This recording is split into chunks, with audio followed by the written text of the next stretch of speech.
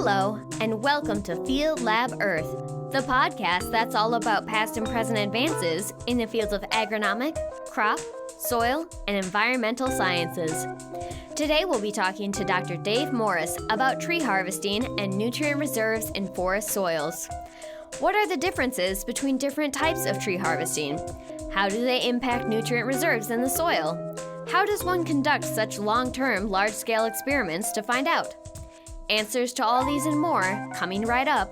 I'm your host, Abby Morrison. Let's talk about science.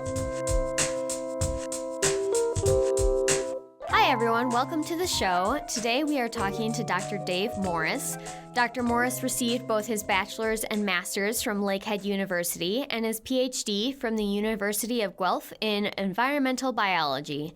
Dave has been a research scientist with the Ontario Ministry of Natural Resources and Forestry since 1986 and is currently the Stand Ecology Program Leader at the Centre for Northern Forest Ecosystem Research in Thunder Bay, Ontario. His research program focuses on nutrient cycling in boreal systems, with particular emphasis on evaluating the impacts of forest disturbance, including biomass harvesting systems, on stand structural development, stand nutrition, and productivity. His research has been instrumental in the development of Ontario's forest management guidelines with respect to biofiber harvest, with ongoing research efforts designed to evaluate the effectiveness of these guidelines within an adaptive management framework. Dave also wants to thank the Canadian Forest Service for their long-standing collaboration between Dave and the Ministry of Natural Resources, especially Rob Fleming and Paula Hazlitt, who have been instrumental to the success of this long-term project. Hi, Dave. Welcome to the show. How are you doing today? I'm doing really good. Thank you, Abby. How about yourself? I'm doing super well. Welcome to the show. So just to give some background before we launch full-on in here, you work really closely with this network called the North American Long-Term Soil Productivity Network. Can you tell us a little bit about what that is, what it does, anything like that? Sure. So the Long-Term Soil Productivity Program was really a grassroots proposal that grew into a national program for the USDA Forest Service. And it was really initiated by a small group of researchers led by Dr. Bob Powers back in 1989. And it was really in response to the National Forest Management Act, that's the U.S. Act in 1976, which was legislation that required that forest management practices do not permanently impair the productivity of the land. And again, we have a very similar thing here in Ontario, Canada. Again, I'm up here in the Northland, called the Crown Forest Sustainability Act. And the same thing, we wanted to ensure the long-term health of Ontario's forest ecosystems, but as well as providing economic benefits to the people of Ontario through forest management. And during that time, that's like the late 80s, early 90s, there was a real dramatic shift in how we did forestry and forestry operations. Instead of boots on the ground, you think of somebody out there cutting a tree with a chainsaw and then hauling that bolewood out to the roadside. We really were going to a very mechanized process with larger machines, higher utilization. And if you think about it, these big machines, had the potential to compact the soil, like heavier footprints, and they were hauling the entire tree out to roadside, so increased nutrient removal. So there was a lot of concern around the sustainability of forest soils at that time. Since that time, that program grew in multiple agencies, and certainly us here up in Canada, Ontario, and British Columbia in particular. So it grew to a multi-agency sort of program. And really now we have about 100 installations across all of North America that generally have the same type of design, methodology, and monitoring programs. So it's a really powerful network and one of the largest ones in the world. That's super awesome. When you say installations, do you mean like a building where people are working? Do you mean like a stand of trees in the forest? What does this physically look like as a network? Yeah, so these are field experiment installations. Again, so a lot of the work in the past was really building of our guidelines was really based on expert opinion, but there wasn't really any empirical evidence. In other words, experiments, long-term experiments that actually looked at changes in things like soil nutrients and nutrient supply and looking at tree growth.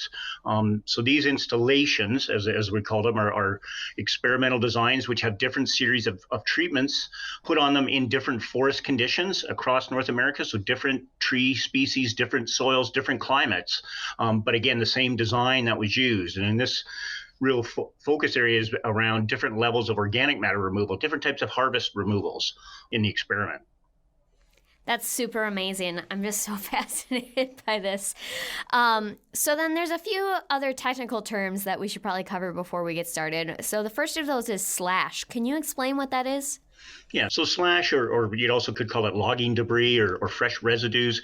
So again, when we go in and we harvest trees, even when we're doing, we'll have a term here shortly of full tree harvesting, but when we harvest the trees and take them off, I mean, there's branches and the unwanted parts of the tree that aren't necessarily economically viable that tend to be left behind. And so when, after you, let's say a clear-cut harvest, if you look out over there, you'll see debris and some smaller trees maybe that aren't merchantable that would be left behind. So that's considered slash. Sure. And then, like you said, there's a few different terms to describe the different ways that trees are harvested. Can you go over those 3 different ways? Sure. So more traditionally is, like I said, prior to the more mechanized harvesting practices, there was what we call stem only, or other parts of the world call it tree length. And in that case, that's where, again, somebody maybe with a chainsaw would cut down a tree and then they would go and they would delimb, take all the branches off, because again, that's not the merchantable piece of the tree, and top it. And then they would just pull out that bolewood, the stem, to bring it out to the roadside to put on trucks to take to the mills. So that's called stem only. And then we've moved to a more mechanized process called full tree harvesting. And again, other parts of the world call it whole tree harvesting, where the entire above ground part of the tree, it's cut. But then we have larger machines that can take that entire tree, which includes all those live branches and foliage, that very nutrient rich foliage. It goes to roadside, and then there it's further processed with things like delimbers that take all the limbs off mechanically, and then the bolewood is put on trucks and taken. But then in essence, all that crown material is left at the roadside and is sort of taken away from the site. And then in our experiment, we have a third treatment, which is basically like the full tree harvest. But then we also went and did an extreme treatment where we actually removed all the organic matter. So you think of that forest floor that we see in all the litter and whatnot. We actually bladed that all off on our experimental sites to have an extreme treatment of a complete organic matter removal. Okay. And when you say you bladed that off, I mean, what does that look like? Are you scraping the tree down? Are you just cutting higher up on the tree? What does that actually look like in practice? No, so in this case, we used a bulldozer. I mean, some of the different sites use different approaches to taking off the organic matter. But for us, we actually used a bulldozer and we bladed off all the stumps, all that logging debris slash any understory plant material. And so what's basically left would be like your garden or like a freshly tilled, farmer's field. You could just see the mineral soil that's left exposed, but that organic cap was all taken off. Oh, wow. So it's actually the ground itself rather than the tree. Yes. Wow. That is extreme. It is. I mean, the beauty of that is it with those 3 treatments, it gives us a really nice full gradient of biomass removal, or like forest biomass removal, that from an experimental perspective, we can look at things like, a response function, or look at, like whether it be follow-up tree growth. We can look at it over the whole gradient as opposed to just those 2 sort of operational treatments. Sure. And that's actually a really good transition into our next question here. So tree harvesters face a really unique problem in doing this work, which is maintaining the nutrient balance in the forest. Can you tell us more about that? Sure. And what I like to use is maybe an analogy with farming, or even for some of us that have that farmer gene and we like to grow vegetables or have our own little garden, our small little garden plot. You think of those systems are, again, we plant our crops on an annual basis. So they're fairly high productive systems. But normally we would add some manure or fertilizer to them because obviously they need that nutrition or water holding capacity in the soil. We like to water our plants, so we can get the production out of them. In forests, we don't really have that luxury. They're generally remote locations, and for us, at least here in the north, it takes a long time for trees to mature from a small seedling to a harvestable product, maybe up to like 60 years. So when we go in and harvest, we want to make sure that we leave enough organic material that's going to turn over and release nutrients, kind of a slow nutrient release, like a slow fertilizer, for the trees to be able to grow and maximize their growth production over a very long period of time. Again, another analogy would be if we think of municipal recycling areas, we do a lot of recycling now of all our materials, but for forests, they actually have their own sort of natural recycling program that has evolved over time. And we think of that with, in the fall where we get the fall colors and like in hardwoods and it drops its leaves every year. But then there's all the microbes, there's the soil biota that's their food. And they consume that, start to break down that material, and as a byproduct, that's what releases the nutrients. And then that's available for plant uptake the following year. And then those plants use that to rebuild their factory, right? The magic of photosynthesis. So it's that sort of natural cycling process that's going on. Yeah, I like that. Those are really useful analogies. So obviously you work with this nutrient balance a lot in your research. Can you tell me more about the hypothesis or theory that you wanted to test in this specific project? Yes. So what we sort of hypothesized is that, again, so we're going in there, and when we harvest the stand, we're taking nutrients away from the site to some extent, and with our different experimental treatments, different levels. But we expected to see in the soil, because of that removal, we expected to see a decline in soil carbon and nutrients, shortly after harvesting. And certainly between our stem only versus our full tree, again, with the stem only leaving a lot of that nutrient rich material on there, we expected to have a lot more of the slash, between those two treatments. But because there still is breakage and other material in the full tree harvest, over time we expected that generally the soil nutrient reserves would be very similar between those two treatments. And then over time that would rebuild back to its pre-harvest levels. So once you had pinned down this hypothesis, how did you go about testing it? One of the key things with coming out of some of that early LTSP discussions was that inherently nutrient poor sites in particular would be more sensitive to these types of increased nutrient removals. So part of our experimental design was to target those types of sites. And those are very coarse textured sandy soils, right, that generally impoverished in terms of nutrients, as well as very shallow soils, right, shallow to bedrock, which we have a lot of that up here in Canada, because with the glaciers kind of moved all our soil down to the US and then they sort of went back. So we have a lot of very shallow over bedrock soils up here. So they just have very inherently low nutrient holding capacities. So we focused on those types of sites because we felt that they would be the most sensitive. And then we implemented on each one of those, sort of replicated those three treatments. So we have like 14 sites that have these three treatments replicated, across the landscape under slightly different soil and productivity levels. And then from there, we've monitored on a regular basis, looking at soil, so the soil nutrients, soil carbon on sort of 5-year measurement cycles. And as well, we replanted them with the dominant tree species for us as jack pine and black spruce. And we've tracked the growth of those trees over time as well, thinking those as sort of a biological integrator of the conditions that we generated as part of those experiments. And then we've been able to track them now. They're coming up to 25 years since they were established back in 1993 and 94. That is just wild to me. I'm always so impressed when scientists, obviously you were doing other things throughout this whole experiment, but I'm just so impressed when they're like committed to such long-term projects. I think that's really amazing. So thank you for doing that.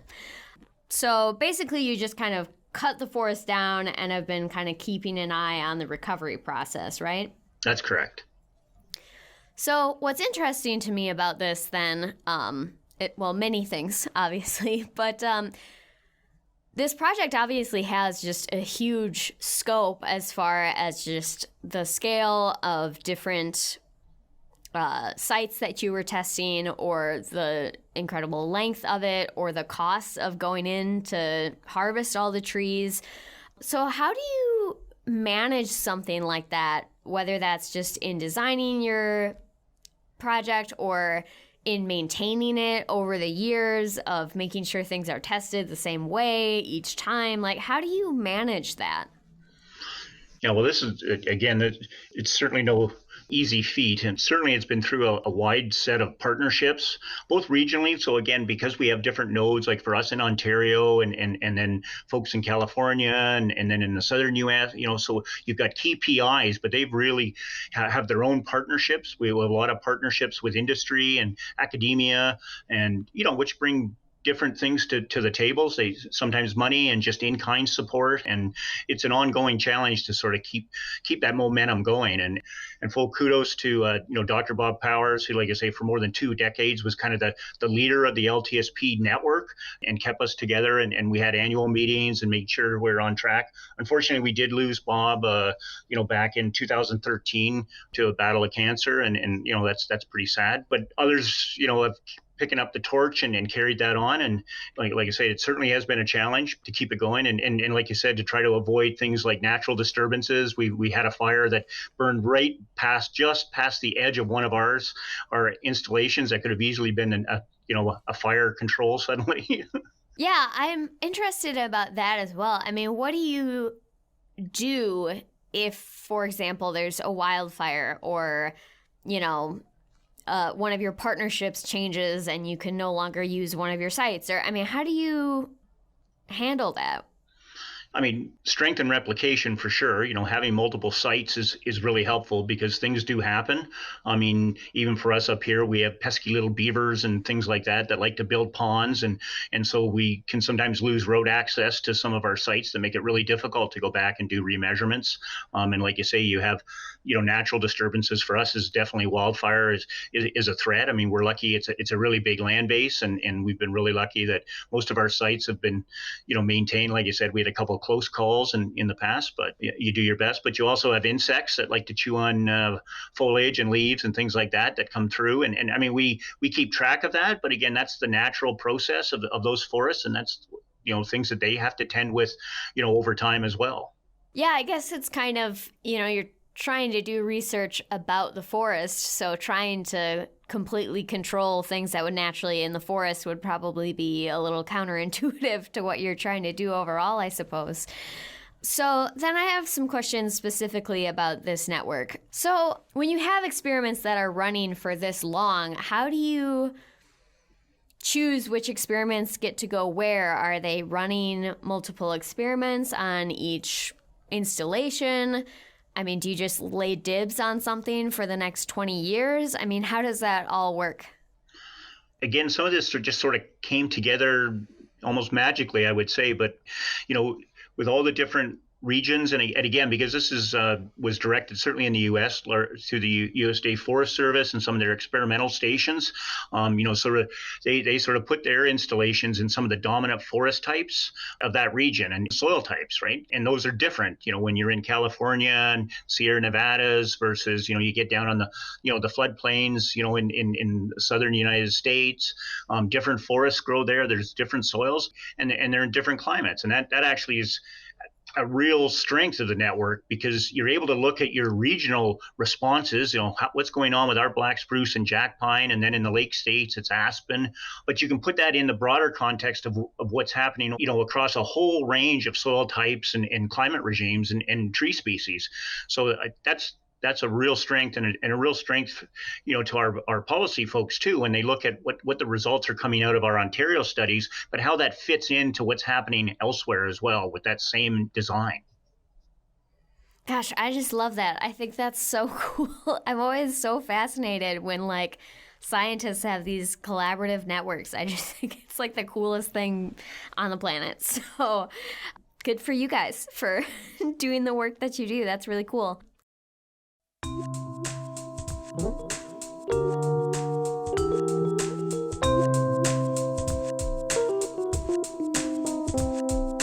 Hey science fans, I hope you're enjoying the show. Interested in learning more? Dave's article, Effects of Biomass Removal Levels on Soil Carbon and Nutrient Reserves in Conifer-Dominated, Coarse-Textured Sites in Northern Ontario, 20-year results, published in the Soil Science Society of America Journal as part of their North American Forest Soils Conference International Symposium on Forest Soils, will be freely available for the next 2 weeks. You can find a link to it in our show notes. We also wanted to give you a reminder that our listener survey will be ending July 27th in just 1 week. It only takes 5 minutes to complete and will help us to improve and grow our show. To find the survey, please see our show notes, our Twitter at FieldLabEarth, or go to our website, fieldlabearth.libsyn.com. That's fieldlabearth.libsyn.com. Listeners who complete the survey and sign up for our newsletter list will get a free, exclusive, loyal listener sticker. Thank you for your participation. Let's get back to the show. So, you cut your trees, and then you've been keeping an eye on them, hoping that there's no fires or beavers to get in your way. And obviously, they have come through for almost 25 years. So, what have you found? What were the results of this experiment? Right, kind of interesting. So if we think about the soils and think about carbon or some of the nutrients, the main nutrients, if we go and buy a bag of fertilizer, for example, from the store, you see those three numbers on the bag that you're going to put on your lawn, and that's generally nitrogen, phosphorus and potassium, three of the main sort of macronutrients that are really important to plant growth. So we certainly we track those. And so for our soil carbon, nitrogen and potassium, at least, we found we certainly did get a decline, like as we expected after we harvested, but the declines were very similar between the stem only and full tree. And we've actually been tracking that through time. And it's actually now out at 20 years has actually come back up and is equivalent to what it was pre-harvest. And that's a combination of, some inputs from atmosphere and some mineral weathering, as well as the dropping of litter and the rebuilding of some of that forest floor and just the incorporation of that logging debris into the soil. So that's really good to see. Phosphorus, on the other hand, it also declined, but it's kind of stayed at a below pre-harvest levels. I mean, the good news is that the stem only and full tree are largely the same of each other, but we haven't seen a recovery of the phosphorus pool. So we certainly want to keep an eye on that. Some of the other elements like calcium and magnesium, interestingly enough, we actually got a spike after we did it. And I think that was, again, because we've sort of exposed that mineral soil a little bit more. And you've got a lot of some of the base elements or whatever in the bedrock and parent material. We actually got an increase in weathering and got a bit of a short-term pulse of calcium and magnesium about 5 or 10 years out. And now about 20 years, again, it's kind of settled back down, but they're also at pre-harvest levels. So that's the soil part.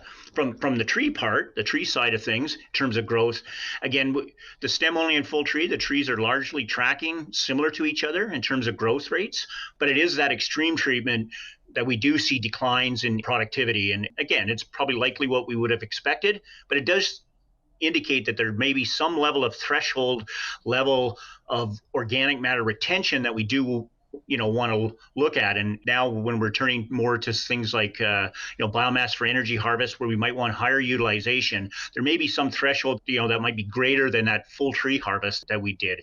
So that's something that we've got to think about into the future.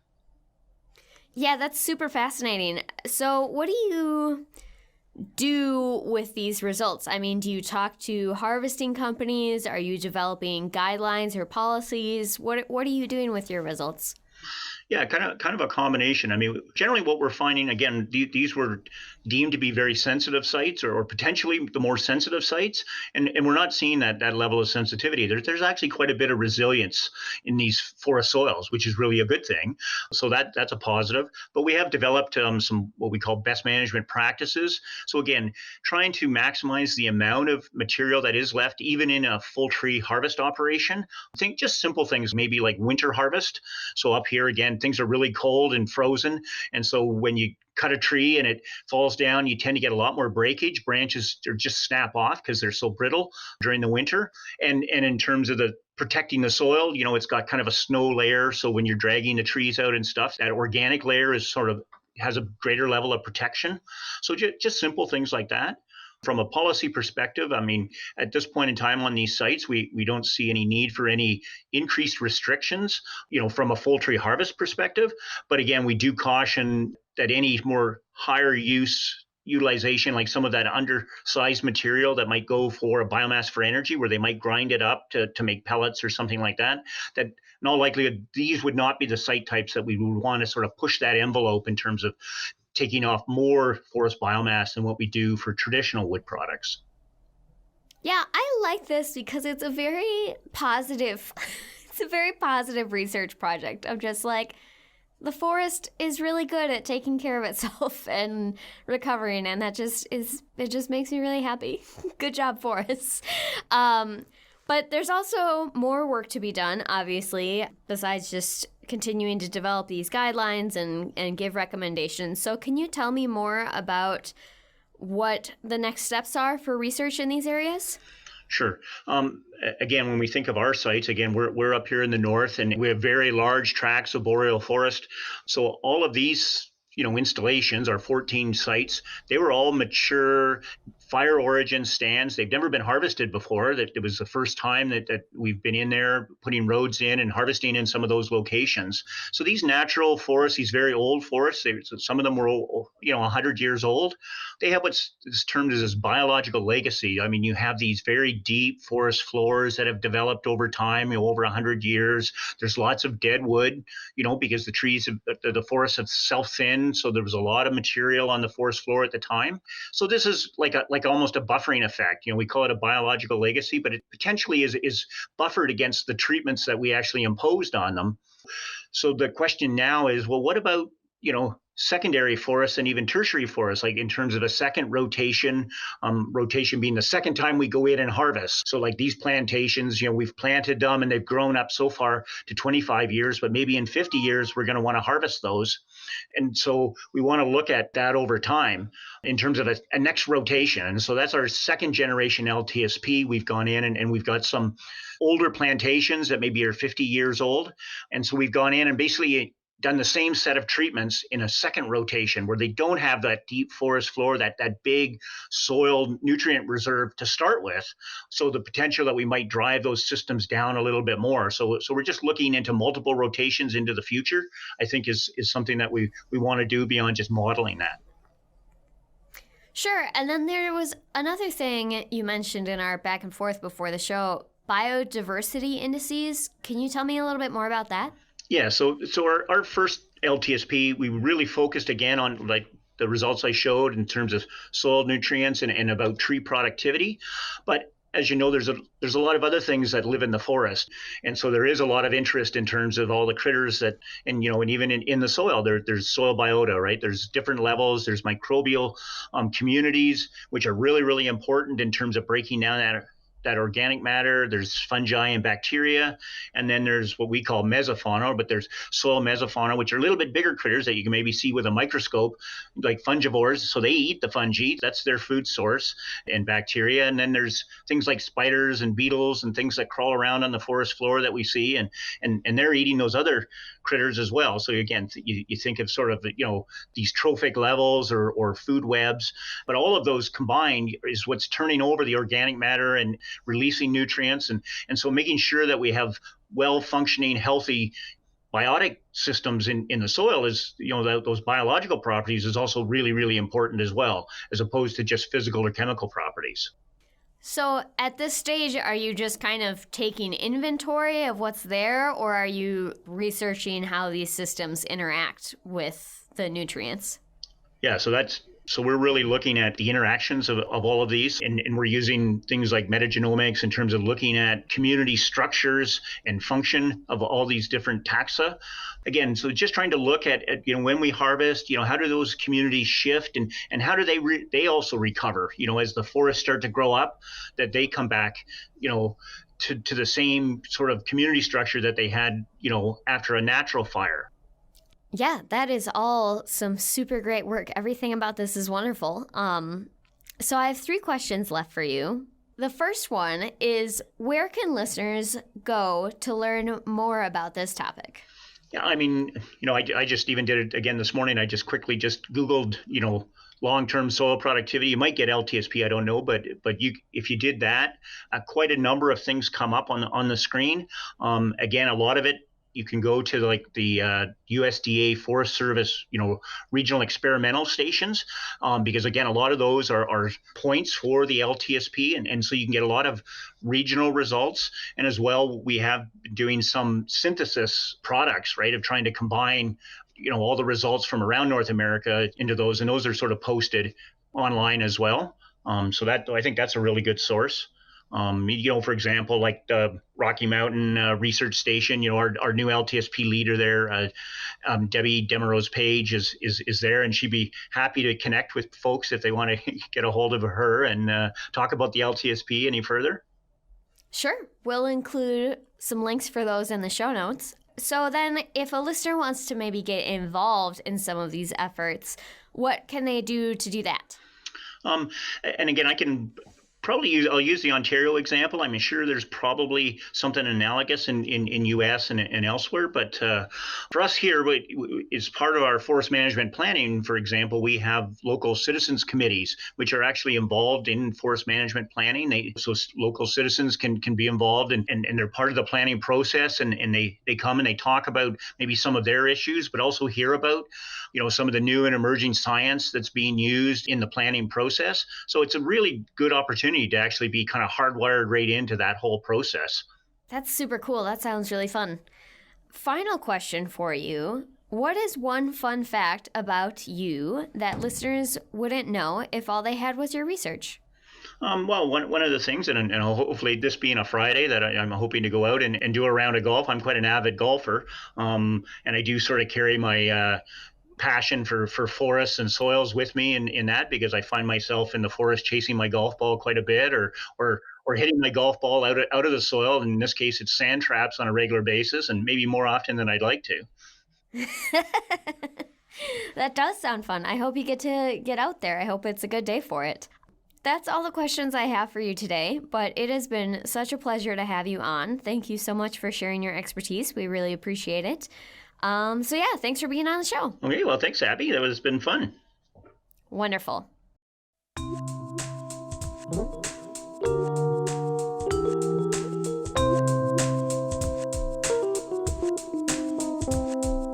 Thank you for listening to Field Lab Earth. You'll find a link to today's paper and other resources for this episode in our show notes or on our website. If you have any questions, comments, or recommendations for show topics, please contact us at podcast@sciencesocieties.org or on Twitter @FieldLabEarth. If you'd like to hear more content like this, please subscribe, and don't forget to rate and review us on iTunes or anywhere else you find your podcast if you like our show. This podcast is a joint production of the Tri-Societies, the American Society of Agronomy, Crop Science Society of America, and Soil Science Society of America. Special thanks to Lobo Loco for the use of their song Spook Castle on the intro and outro of our show. Opinions and conclusions expressed by authors are their own and are not considered as those of the American Society of Agronomy, Crop Science Society of America, Soil Science Society of America, its staff, its members, or its advertisers.